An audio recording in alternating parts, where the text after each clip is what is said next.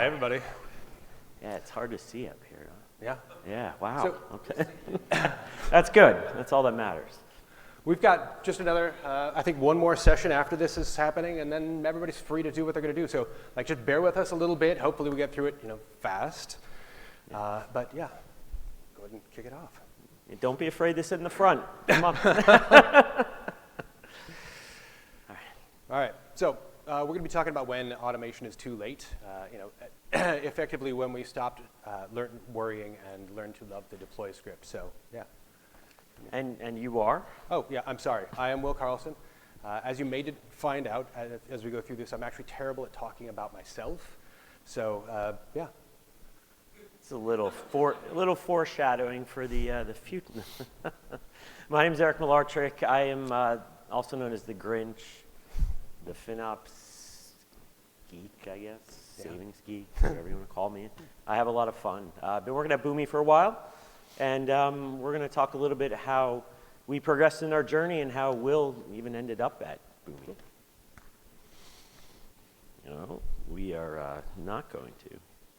Well, let's see. All right, here we go. So first, let me tell you a little bit about what Boomi is. Boomi integrates your business together, your data, your people, your technologies in an automated platform. And we do it in a very secure fashion. Go check out our security scorecard versus our competitors if anybody is in the integration space. We also really help collecting a bunch of data from disparate sources and integrating it together into, say, like a BI tool in an automated fashion so you don't have to do that manually.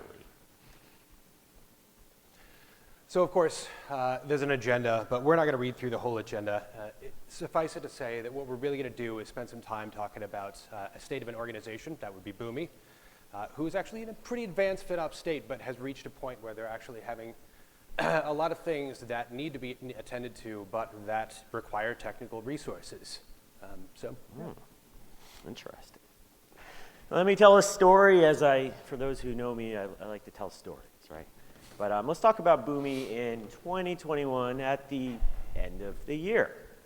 So first off, we had a really good visibility, right? We could tell what our cost of goods sold were. We could tell what our R&D teams were spending, what the cost to serve, what the cost to develop is. We knew what the cost of products were. We also really could tell where basically all of our spend was going from a cost center perspective. Not bad. We really, as I became the Boomi Grinch years ago now at this point, and you can ask me about that later, feel free. We did do some thinking with the business in mind. So as we were rolling out new environments, we made sure that we were growing with our customer base and not necessarily growing into our resources. We also had, because we had the visibility, we knew what teams were spending. We were able to accurately budget and have the teams be accountable for their usage and understand what they can do to become more efficient. We even had unit economics, where we knew what our cost per tenant is. We knew for some of our other products what our cost per golden record is, what our cost per flow launch, so on and so forth. And as we learned yesterday, coverage is not necessarily the end-all be-all in utilization. We actually knew what our effective savings rate was as well, and what we could do to improve upon that rate, which became a goal. And if you're interested in hearing more about that, there will be a replay of the Prosper Ops effective savings rate conversation I had yesterday with Eric Carlson. So things seem to be going pretty well, right? We're doing okay. So what's next? Well, we had 20 epics out there, and I know a lot about a lot, but I know that I should not be coding. I'm not very good at it, so I stayed away from that aspect. And we had a whole boatload of EBS spend. That was our second biggest spend, believe it or not. And there was a whole lot of other things to work on, such as commitments and working with different vendors, which is something that all fell on top of me. So I made a justification to leadership and said, look, I got to get somebody new here.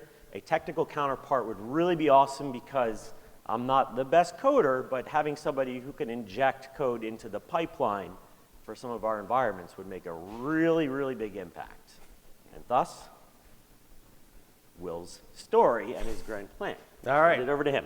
Yeah, so I mentioned that I was bad about talking about myself. I'm going to demonstrate that again right now. So I'm 23 years in tech in various different SaaS organizations, mostly with customer-facing roles, focused on tactical solves for emergent issues. That's a large part of what I've been doing. I also spent a lot of time. I think 4 years into my SaaS journey, I started working on data transformations, and I've been kind of focused on that ever since. Most recently, like just prior to joining Boomi, I was a senior technical account manager and sole engineer, product manager, and sometimes even sales rep for a bespoke customer data integration platform for a little company you may have heard of called Apptio Cloudability. So that was effectively where I was coming from. Now, of course, there we go. There's always the place where you're going. So we're going to talk about a lot of different things. One of the things that I want to sort of call out is that I had been working at company A for about 7 years, and I went straight from company A at 7 years to company B, and that was a Friday to Monday transition. And at company B, which was Apptio Cloudability, I stayed there about 2.25 years. So I hadn't really taken a whole lot of time off during that period, and I had a lot of things happen in a personal spectrum where, like, I really wanted to spend some time, doing things like, perfecting an oatmeal raisin cookie recipe. So that was one of the things that I picked. I read this thing and basically said, pick something that's really achievable that you can do from almost anywhere. So that was it. The other thing that was really important to me is I really wanted to spend some time hanging out with my family in a way that I hadn't been able to for those 10 years. So I also had a third plan. Again, I'd been working nonstop for about 10 years, doing a lot of things related to code, and I really didn't want to write any more code until I had my next gig. So I expect some of you will probably have a pretty good idea where this is going to go. I did wonderfully at making oatmeal raisin cookies. I gained 5 pounds in 4 months. I spent a lot of time hanging out with the family. We went to the Oregon coast, which if you haven't been to the Oregon coast, it's amazing. There's Haystack Rock. There's a ton of other things. You can go to the Goonies house. We also went up the mountains. And I also accidentally wrote a whole bunch of code. So this started in a couple of different ways. First, I'm a naturally curious person. But the other thing is that, as part of the process, Eric sort of heard that I was a free agent again and kind of reached out to me through a couple of back channels. And we started having conversations. And the more conversations that we're having, the more excited I'm getting about this opportunity, which is, hey, let's go see if, maybe we can jump on board at Boomi. Yeah, and Will was our TAM at Cloudability. That's how we knew each other. He knew our environment very well. Yeah. And it was a really exciting opportunity. Like, I talked to Eric, obviously. I talked to a lot of other people, and everyone said these really great things, and I was very excited to jump on board. So remember, this is a prelude to hubris. So for me, again, I spent a lot of time writing code when I was, taking that break. A big part of what I was doing and the more conversations we were having is I was working on code that I thought would be a really great start to an automation platform that could help us solve a whole bunch of different problems we were talking about with Boomi.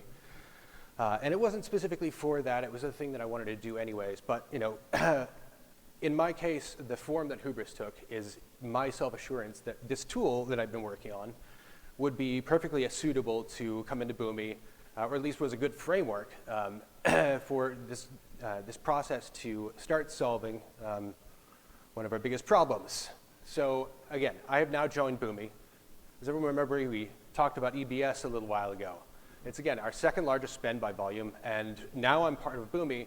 I can see things like numbers, and I know exactly how much spend it is, and we've not to date had any significant overtures towards spend reduction. Again, we can't commit our way into savings with EBS.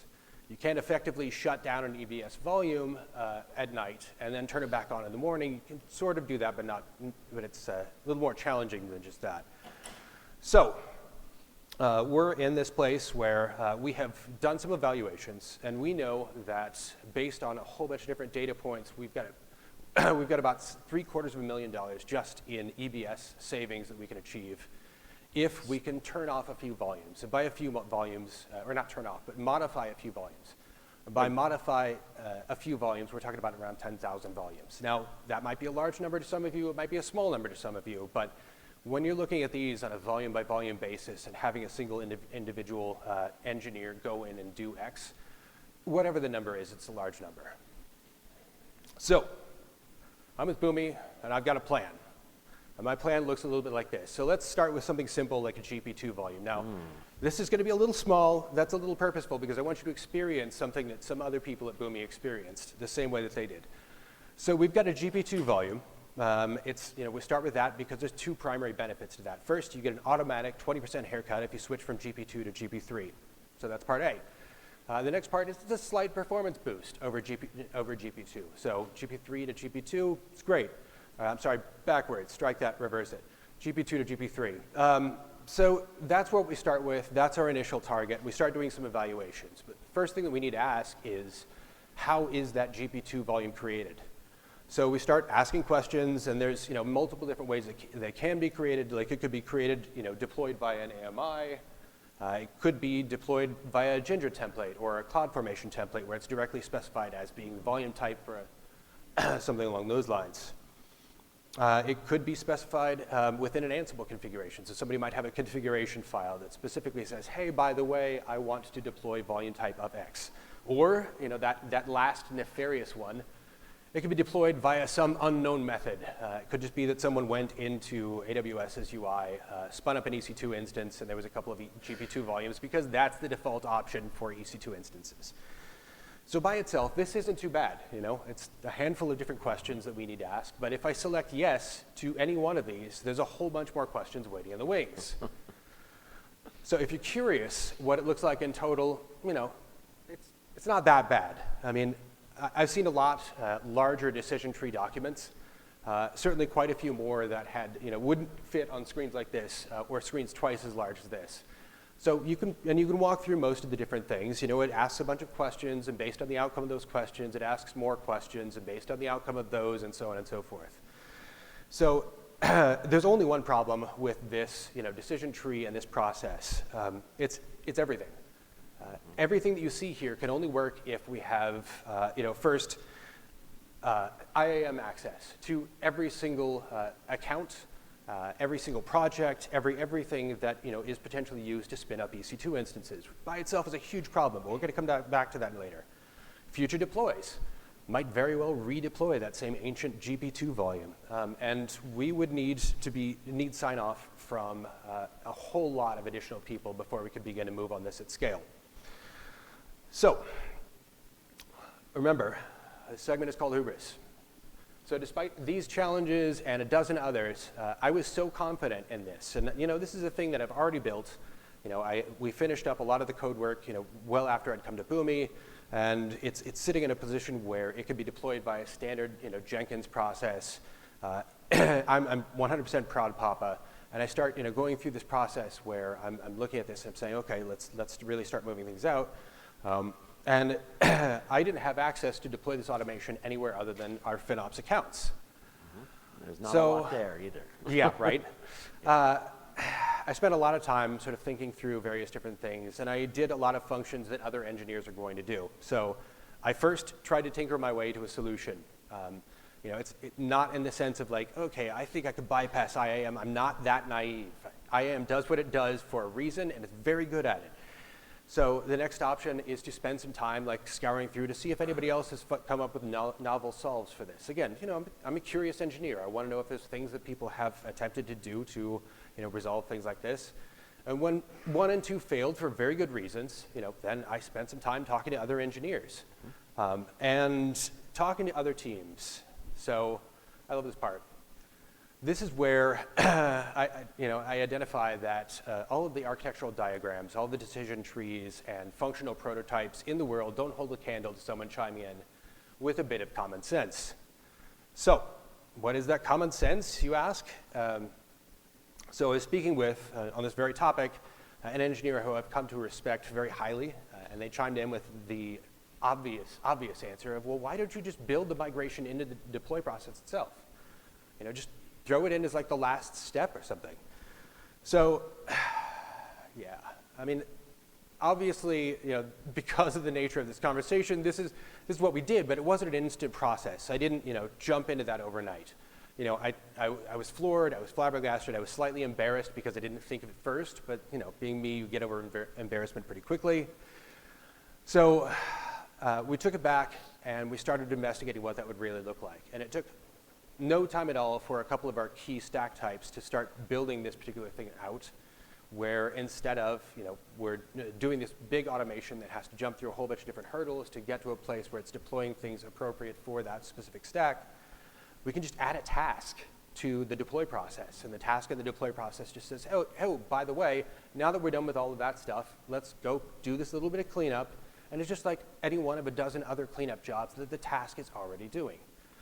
So if you want to see what it actually looks like, it's really pretty straightforward. So, but some of the benefits that we get out of this process, there's no need for an automation, complicated or otherwise, to clean up after the fact. It means I don't have to go out and ask for IAM roles and other things like that, because whatever the deploy process already has, if it's deploying something, it has the IAM role necessary.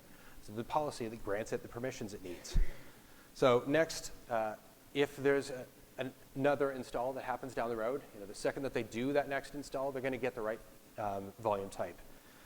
New stack, no problem. They're going to get that volume type right out of the gate, and we never have to worry about, well, okay, they installed on Tuesday, but the automation runs every Monday, so we've got 6 days of them running with the wrong volume type. And the next part, we're going to talk about this a little bit more. Engineers can focus on engineering. I really like that part. And nearly immediate support for new types. So again, a couple of different points that we're going to talk about that in a little bit. You may be curious what the process really looks like. But before I talk about what the current process looks like, I want to talk a little bit about what the old process looks like. And I expect this is likely identical to almost anyone else's process for this type of work. So it starts with an engineer getting a ticket. Okay, and that's great, except it's not an engineer getting a ticket. The ticket doesn't magically create itself, okay? Eric, myself, will spend a half an hour, 45 minutes looking at, data within our, cost management solution of our choice. We'll spend that time, we'll evaluate that, and then we'll export that data, and then we'll take that data and, dump it into a table of some kind, then we'll, put the table into a ticket, and then we'll assign the ticket out to, the team that owns that particular resource. And that whole process, that's like half an hour, 45 minutes. And then the Scrum Master picks it up. And then this, Scrum Master hands it off to, and you kind of see where this is going. Very efficient. Yeah. And that whole process might take, several weeks to get through. So that's all to get us to step one. And then, they're going to have to, like an actual individual engineer is going to have to log into AWS EBS, UI. Click on the migrate button, then fill in some data entry, and then, confirm the migration. And then they're going to have to do that for every single volume. And we might have selected 10 different volumes that we need migrated from GP2 to GP3. So then, if they're a really good engineer, if we really appreciate the work that they do, they'll trace back the code, figure out how that GP2 was created, because we've requested it to be something else. They're going to make some changes. They're going to submit a PR. The PR is going to get reviewed, which, by the way, is going to take another couple of engineers off of their work. And then finally, they're going to deploy the new code. So that's the old process. So the new process is the engineer does what they would normally do. So if they're going to be working on feature work, they work on feature work. If they want to test stability of something, then they do that. They don't have to worry about whether or not they're going to get the right volume type, because they're always going to get the right volume type. We have a static dictionary that exists in a version-controlled repository, and that static dictionary can say, okay, these are our standards. For AWS, we are going to have one key for development, one for QA, one for production, and each one of those can have various different values associated based on what type of information is needed. So you'll see there for development under AWS, there's an EBS GP volume type, really straightforward. It's just GP2 or GP3 on that one. And we can do the same sort of thing for GP2, so we get vendor. So we get AWS and Azure gates. We can do environment gates. We get a decent amount of additional functionality, and there's not a whole lot that needs to happen from the engineer side of things. So how about some results? Does anybody want to see some results? It's not, from a savings standpoint yet, it's not super exciting.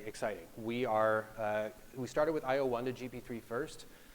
Because it was a very clear target with a very minimal amount of additional lift, and With Sandbox alone, we're looking at 20,000 a month in reduction.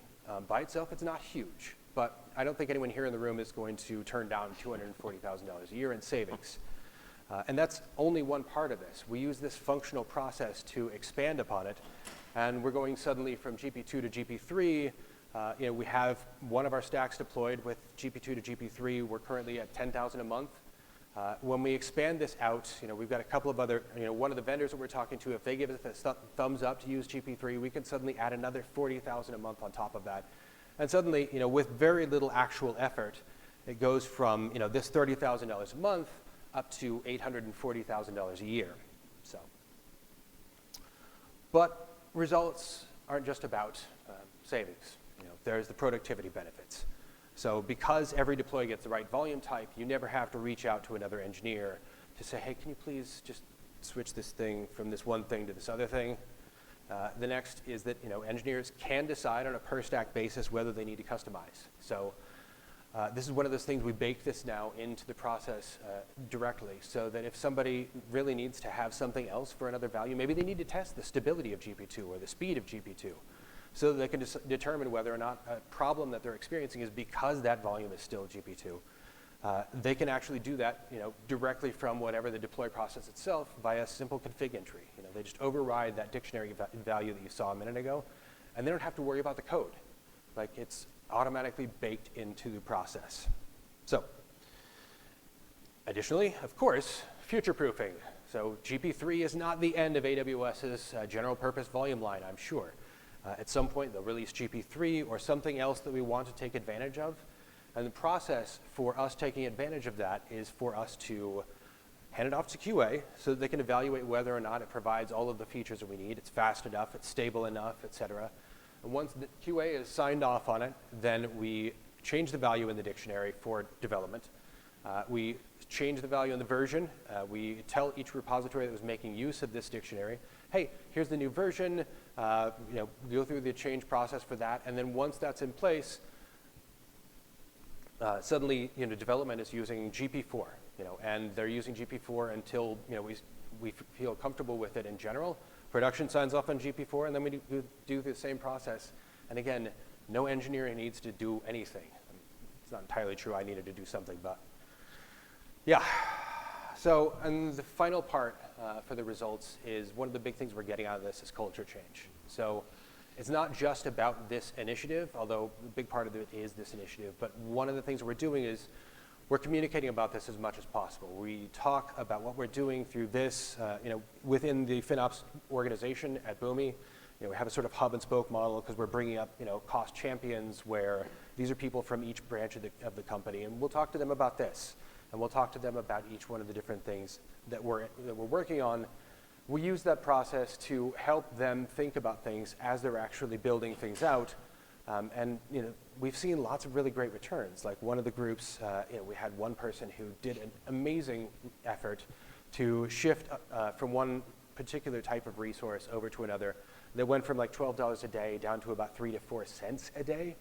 And these are huge things that we're getting, and a big part of that has to do with like all of the ways in which we as an organization are taking on FinOps as a theme. So, talked about a lot of things. I always like to chime in with lessons learned. One of the things that I would put in config level override. We talked about this a little bit ago. There were some challenges until we included that. It was a lesson learned. We'll do that now for everything that we build. One of the ways in which we got past that, like solicit practically everyone's opinion. So we were in the process of all of the things related to code review. We're having meetings, and we're taking feedback from as many different people as want to chime in. And they're coming up with things like, let's provide a code level override. Let's do X, Y, Z. And I think that soliciting practically everyone's opinion, especially when we're talking about architecture like this, is kind of a key step. That person who is awakened at 2 a.m. on a Saturday because something fell over, they're your best friend. The reason why is they're the ones who are going to give you all the tips. They're going to solve those problems before you actually release that code. So we want to talk to everyone. We want to make sure that what we're doing is safe, is stable, and provides us the values that we're looking for. And that kind of ties hand in hand with the don't dictate. So again, if this is a give and take, if that engineer who is always awakened at 2 a.m. because of a stability issue has a quality of life improvement that they want, you make the quality of life improvement. I mean, if it's feasible, you do it. And if you come back to them and say, okay, how about now? And they say, oh, well, I thought of this additional quality of life improvement, you do that one too. Because that's how we make a solution that people trust, and a team that people trust. You get to a place where everyone feels like the FinOps group isn't working to make people's lives more challenging, which I know is a thing that some of us here in this room may have potentially dealt with at some point. And I think that is kind of everything. Does anyone have any questions? And just to add, also make sure you're calling out engineers for doing good work, yes. Right? I hosted like the first annual Grinch Awards. Will was witness about a month ago on an all hands with engineering. And it was weird, like I put on like Oscars music, had like an Oscars backdrop with Grinch faces on it, and I just made some fun of it, calling out people who have done really good work, and that was greatly appreciated. Well, thank you so much, Eric and Carl, for this. Will, you. sorry, for this session. Thank you. Thanks for watching that session. I'm sitting here in San Diego right after FinOps X. We hope you join us next year here live 2024. In the meantime, please subscribe to the channel and join the community. Get involved, join the summits, get in a working group, and don't forget to get FinOps certified. Because next year here in San Diego for FinOps X, it's going to be twice as big. Come join the party. Come meet your people. Welcome home.